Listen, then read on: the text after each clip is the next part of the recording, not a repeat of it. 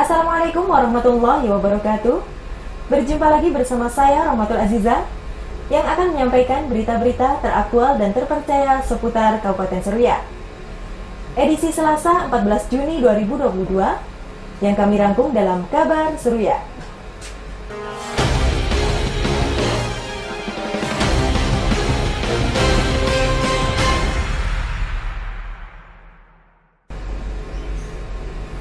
Sekolah Dasar Swasta Asyriania menggelar perpisahan siswa kelas 6, di mana ada sebanyak 46 siswa yang telah selesai mengikuti pembelajaran dan melanjutkan ke jenjang berikutnya.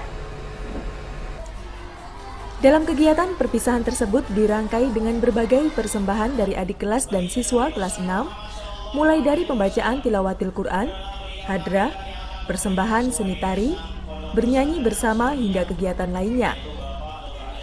Kepala Sekolah Dasar Asyriania Kuala Pembuang, Amirullah Zainuddin mengatakan, tahun 2022 ini perpisahan siswa kelas 6 dapat dilakukan secara tatap muka dan mengundang berbagai tamu penting.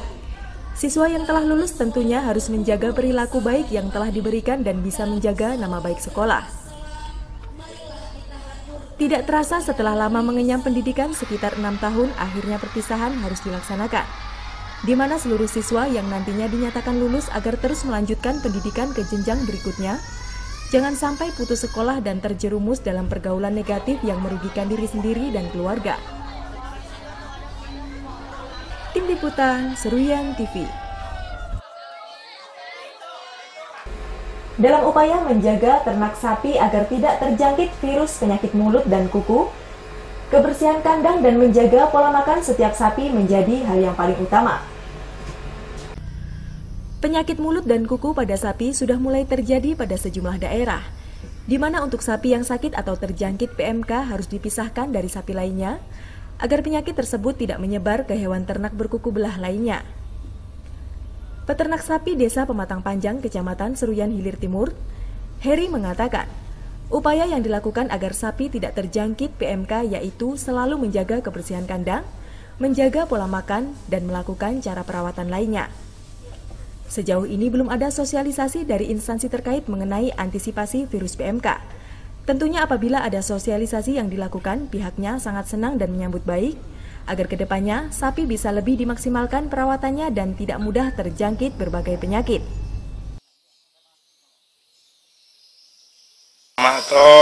Kandang bersih, perawatan agar makan minumnya harus dijaga supaya beli yang teratur, supaya sehat sapinya, jadi tidak mudah kena penyakit. Belum ada, Bang? Belum ada lah. Belum ada. Ada mungkin harapan sih aja, Bang, kayak apa, Bang? Dari dinasnya, Bang? Ya, halamannya ada lebih bagus lagi kan, supaya ibaratnya pencegahan lah, dulu kan malah bagus lagi. Ibaratnya keadaan diperiksa kah, obat-obat itu bagus lagi. Paling kada di pemeriksaan atau apa, Bang, lah? Bisa juga, bagus aja kan, ada jadi kan tahu itu nah. Mana ibarat sapi yang sehat kadang kan. Mana ada hendaknya berhentian lah. Bisa aja, ada apa-apa. Bagus lagi kan. Jadi kita bagus antisipasi dulu, Bang. Ibaratnya sudah terjadi, perlu mencegah dulu kan malah lebih bagus. Nah, mana ada. Heri menambahkan, sosialisasi dari instansi terkait dinilai cukup penting sebagai langkah antisipasi. Salah satunya dengan dilakukan pengecekan kesehatan dan pemberian vitamin terhadap ternak sapi. Tim Liputan Seruyan TV. Menjelang Hari Raya Idul Adha atau Hari Raya Kurban 1443 Hijriah, harga sapi mengalami kenaikan. Di mana untuk harga sapi yang dijual berkisar antara 16 juta sampai dengan 28 juta rupiah.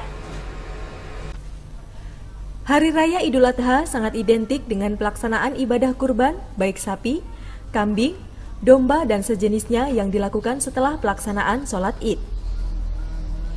Peternak sapi Desa Pematang Panjang, Kecamatan Seruyan Hilir Timur, Heri mengatakan, untuk harga sapi yang dijual berkisar mulai dari 16 juta sampai dengan 28 juta rupiah per ekor, di mana untuk harga normal hanya berkisar 10 juta rupiah per ekornya. Kenaikan tersebut dikarenakan adanya momen lebaran dan permintaan sapi yang cukup tinggi. Heri menambahkan, meskipun harga sapi mengalami kenaikan, minat masyarakat untuk membeli masih cukup tinggi. di mana dalam sehari pihaknya mampu menjual sapi 3-5 ekor, dan untuk pembelinya sendiri tidak hanya dari dalam daerah namun ada juga dari daerah lain seperti Sampit dan Sebabi. Kalau di akunnya mulai harga 16 juta ada, sampai 20 sampai 28 juta. 28 juta. Kalau yang paling mahal tadi 20 jutaan kelas. 28 juta. Yang standar tadi 16 Yang lah. standar yang paling rendah harga 16 juta. 16. 20 ada. Itu harga normal kan Mang atau karena momen kurban ya Mang? Ini pas waktu hari lebaran hari korban aja. Namun hari biasa standar aja. Berapa tuh Mang? Itu yang biasanya tuh ada juga yang harga 10 segala macam. Ya memang kalau kurbannya ada peningkatan sedikit harga. Oh, meningkat Mang. Diharapkan harga sapi yang dijual tidak mengalami kenaikan lagi sehingga pihaknya dapat menyesuaikan harga sapi tersebut. Dikhawatirkan apabila harga sapi terus mengalami kenaikan akan berdampak terhadap minat pembeli yang menurun. Tim Liputan Seruyan TV.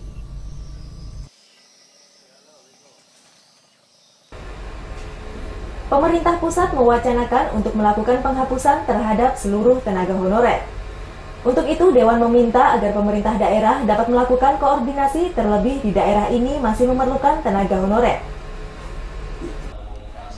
Penghapusan tenaga honorer sesuai dengan wacana Kementerian Dalam Negeri, di mana tenaga honorer atau tenaga kontrak daerah pada tahun 2023 harus dihapus atau diberhentikan. Tentunya hal tersebut akan berdampak terhadap jalannya pemerintahan yang tidak seimbang. Anggota Dewan Perwakilan Rakyat Daerah Kabupaten Seruyan, Bejo Rianto mengatakan, pemerintah daerah agar melakukan koordinasi lebih lanjut dengan pemerintah pusat.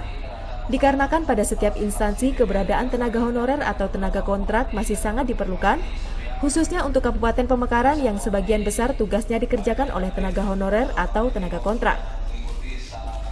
Menurutnya, untuk tenaga honorer pada bidang teknisi, kesehatan, dan pendidikan masih sangat diperlukan di setiap dapil. Hampir sebagian besar tenaga honorer telah mengabdi bertahun-tahun di daerah ini. Apabila dilakukan penghapusan tentunya akan berdampak terhadap tingginya angka pengangguran. Jadi isu mengenai penghapusan honor ya sesuai dengan yang disampaikan oleh Menteri Dalam Negeri kemarin bahwa honor itu untuk 2023 udah honor ataupun tenaga kontrak itu udah dihapus. Maka ya kami sarankan kepada pemerintah daerah itu untuk melakukan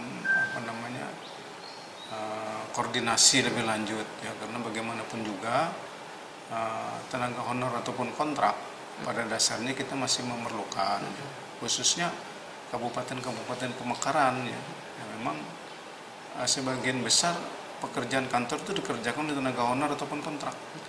Nah, oleh karena itu secara khususnya untuk yang tenaga teknis ya.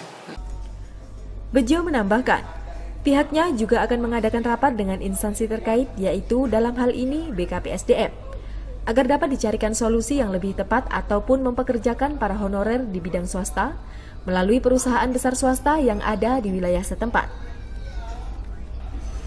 Tim Liputan Seruyan TV.